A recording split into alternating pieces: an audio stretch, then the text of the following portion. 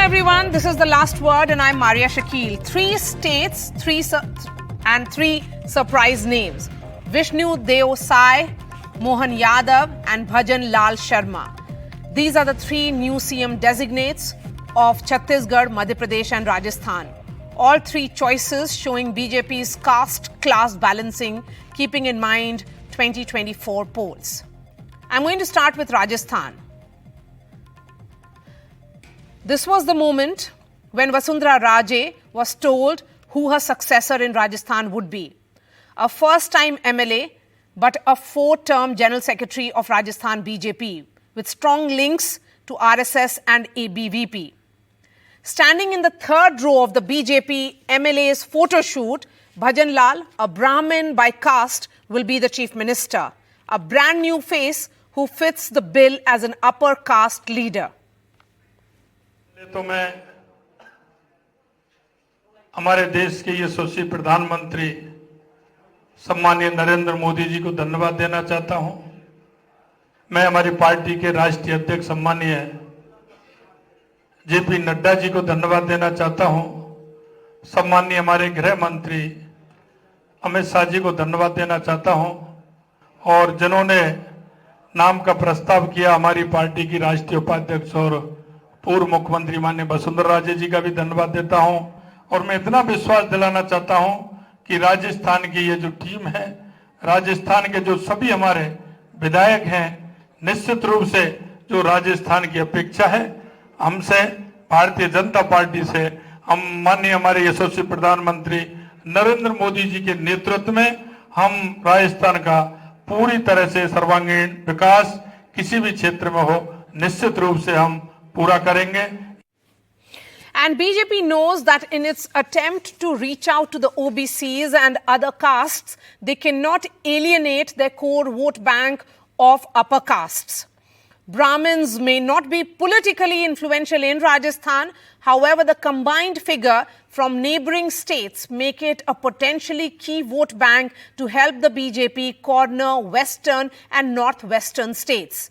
In Uttar Pradesh, which shares Rajasthan's northeast border, Brahmins make up nearly 10% of the population, the largest among the general category voters. In Haryana, they are an even larger chunk, around 12%. And in Madhya Pradesh and Chhattisgarh, they are around 5%. These states together send 145 MPs to the Lok Sabha, of whom 114 are from general category seats.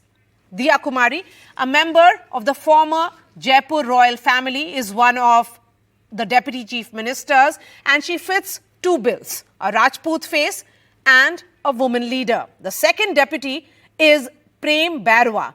He is from the Dalit community. ये मुद्दा है महिला अत्याचार का, बहुत बड़ा मुद्दा है। कांग्रेस सरकार ने राजस्थान को खोखला करके रख दिया है, लेकिन अब हम सब मिलकर राजस्थान को फिर से एक विकसित प्रदेश बनाएंगे, एक सुरक्षित प्रदेश बनाएंगे। महिलाएं सुरक्षित होंगी, युवाओं को रोजगार मिलेगा, हर प्रकार से विकास का काम होगा। माननीय प्रधानमंत्री जी के नेतृत्व में हम सब मिलकर काम करेंगे। मैम, लास्ट सवाल, भजन लाल शर्मा जी को सीएम बनाया गया है, कैसे देखते हैं? बिल्कुल, एक बहुत अच्छे कार्यकर्ता को, कर्मठ कार्यकर्ता को पार्टी ने बहुत बड़ी जिम्मेदारी सौंपी है। मैं उनको शुभकामनाएं देती हूँ। उनके साथ मैंने संगठन में काम किया है, अब सरकार में भी काम करने का अवसर मिला है। In Chhattisgarh, where the tribal communities form 32% of the population, the BJP has opted for a tribal leader.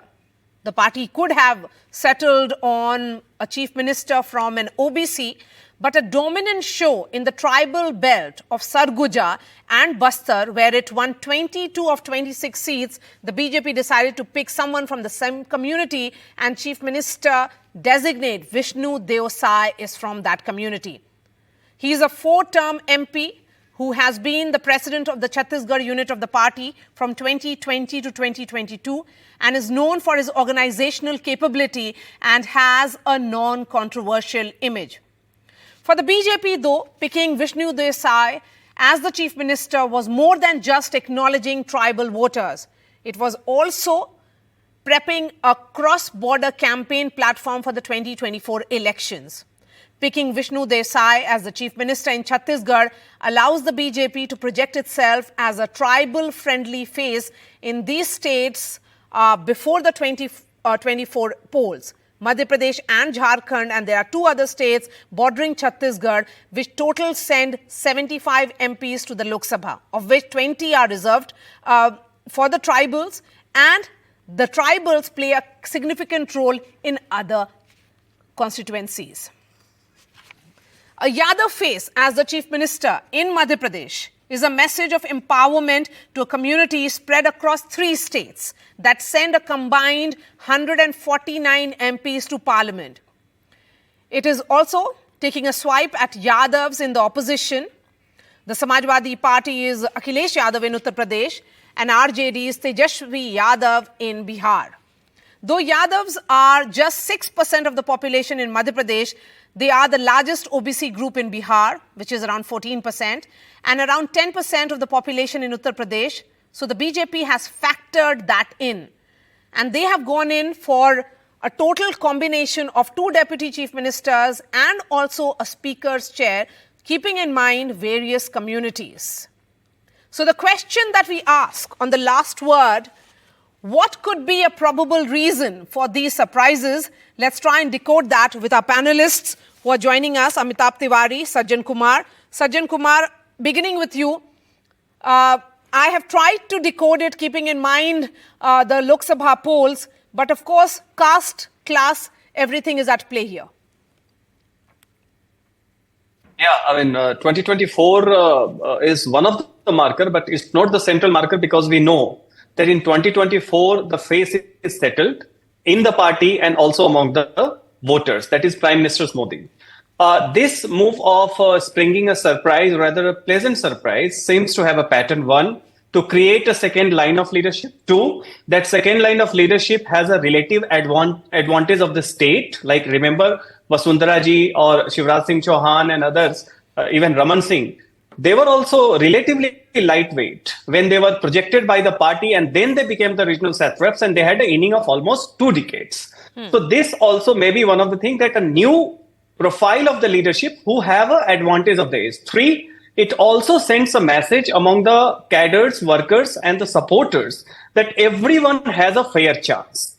Anyone could, even the first timers, if they have an organizational background, they can acquire the top post, no hierarchy. And most importantly, finally, what is most pleasant factor here, that you see the pattern is that while there is significant representation to the disadvantaged and subaltern communities, be it tribals, be it Dalits, be it OBCs, it doesn't alienate anyone. Even upper caste are there. So if you have a Brahmin CM, you have a Dalit deputy CM. If you have a tribal CM in Chhattisgarh, you have a Brahmin and a OBC deputy CM. If you have a OBC CM in Madhya Pradesh, you have a deputy CM belonging to the upper caste. So that way, it is not emphasizing that it has to be an OBC-centric discourse, or it has to be a tribal-dominated discourse. What it is doing, and something which is very significant, that at least in political and social arena, it is collapsing the hierarchical and vertical division among different caste and community. It is sending a message that anyone could acquire the top post, and others, without caring for their seniority and others, will work with them. And a first-time MLA can get the top post. That is the message that is coming in. But he has to be a man of organization, Amitabh Tiwari. That's also a message. That ABVP background is, almost like the X factor working in advantage for many of them. But, Prime Minister Modi, when he addressed the Karyakartas from the BJP headquarters, he has spoken about 4 categories. And he had also spoken about the women. Women have played a significant role in these elections in ensuring that the BJP wins these 3 states. But as far as the political representation is concerned, there is only one, that is Diya Kumari, and that too a deputy chief minister. Yeah, so even if we go by the formula of 1/3 and we have 3 CMs and 6 deputy CMs, then we should have had at least 3 CMs or deputy CMs from the women folk. So I would say that they have got a raw deal, of course, because the MP mandate is clearly a Mahila mandate in that sense. 10% more women would have voted for BJP in Madhya Pradesh, 50% versus 40%. Whereas in other places also they have played a crucial role. Now coming to the aspect of balancing of various caste groups. Now say the Brahmins have been traditional backers of the party since the days of it had 2 MPs. And in the past 3 decades, and more so in the Modi era, there has been some disillusionment among the community that that the party has become OBC-fied. Large states are going to OBCs in terms of the top positions. So it has rewarded one of its most loyal Vote banks. voters, and it is likely to have also an impact in the entire Hindi belt, or the Hindi Patti as it is called, because they may be 8%, 10%, 12% in different states, but they are an influential community. The Brahmin or the Pujari in the rural areas does play a role, galvanizing the community members from different caste groups, and also a signal to the SC/ST community, which has 132 seats in Lok Yes. Sabha, almost 1/4. That's right. And BJP had won almost 80 of them in And- 2019, 79, if I'm Yes. not wrong. Yes. Yeah. Yes, and Sajjan Kumar, we are looking at a very interesting factor here. In Madhya Pradesh, the Yadav who is chosen, they are not really a dominant force among the OBCs. Similarly, it's almost like a Kurmi caste, just 6% in comparison to Bihar. I'm trying to make that comparison because you have a Kurmi chief minister in Nitish Kumar who comes from just 6% vote block. Here you have a similar case, and again in the case of Mr. Sharma, that is again not a dominant caste. But in Chhattisgarh, you have chosen a chief minister. I mean, the BJP has chosen a chief minister who is from a dominant caste. Why this difference? If you see, this is in terms of, we need to understand this in terms of an optics, which is for national optics, and keeping the specific context of the state.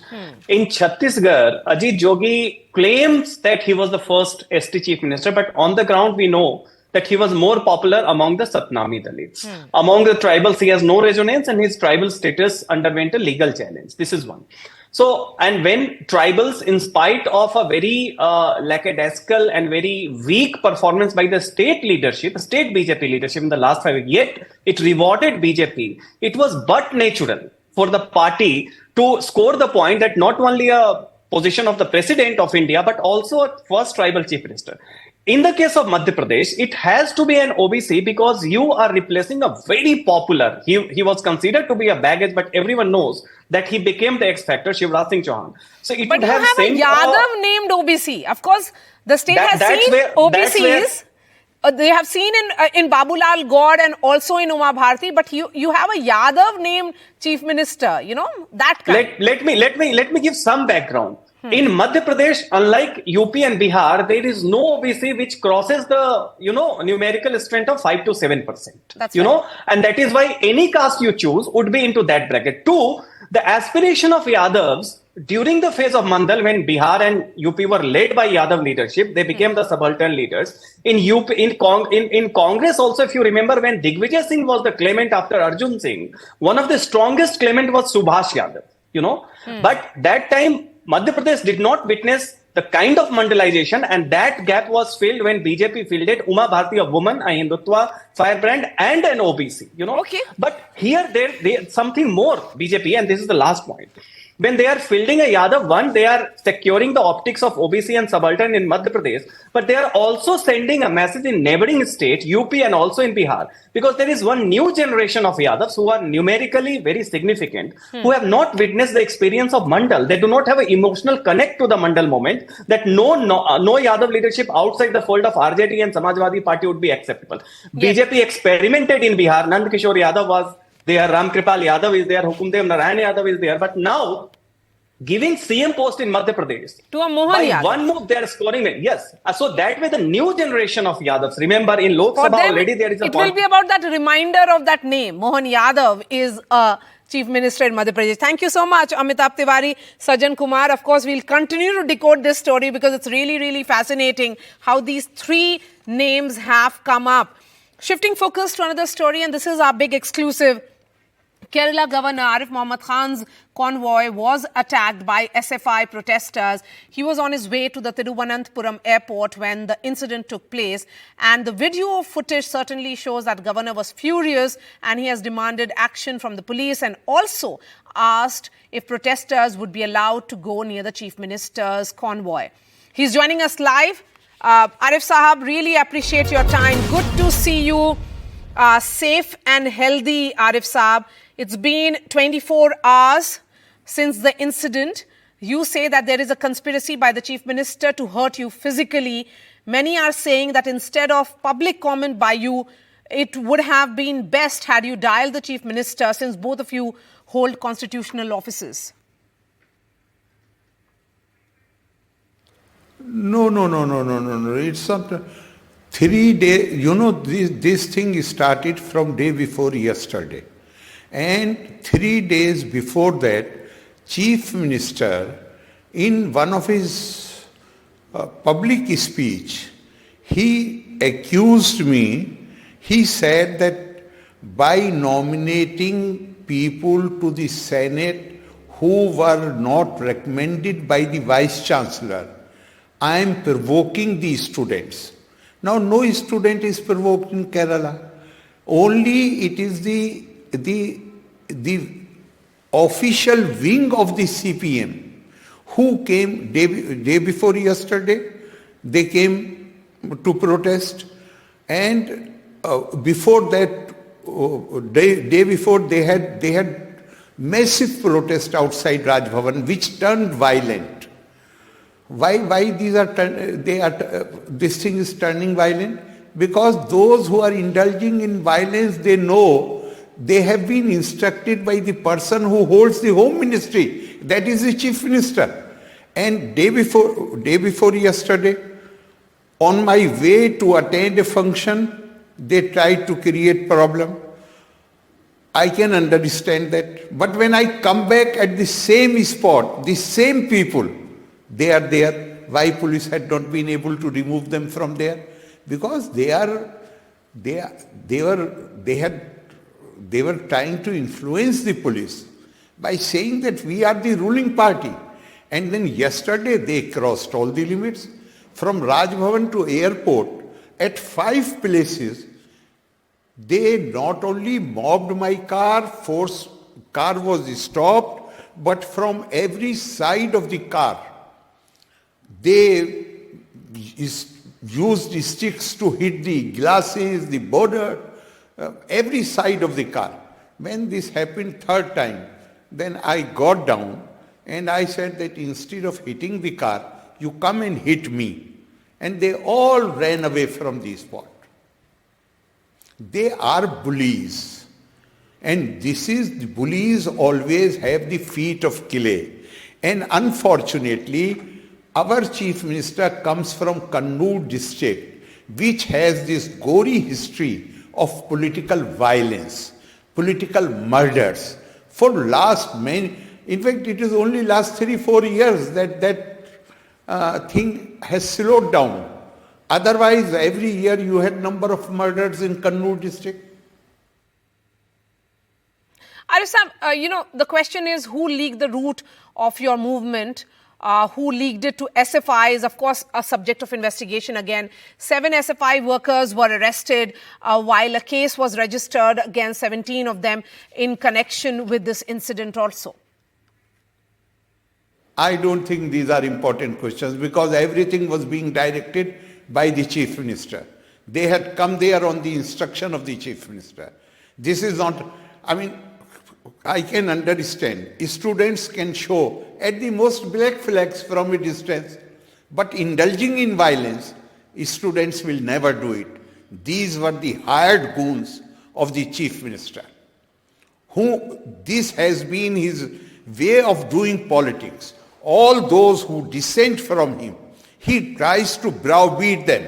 He hold out threats to them. You can ask anybody in Kerala. Now, actually, they are unhappy. Chief Minister is unhappy with the judgment of the Honorable Supreme Court, which has come in the case of the Kannur University Vice Chancellor. but they cannot say anything against the Honorable Supreme Court.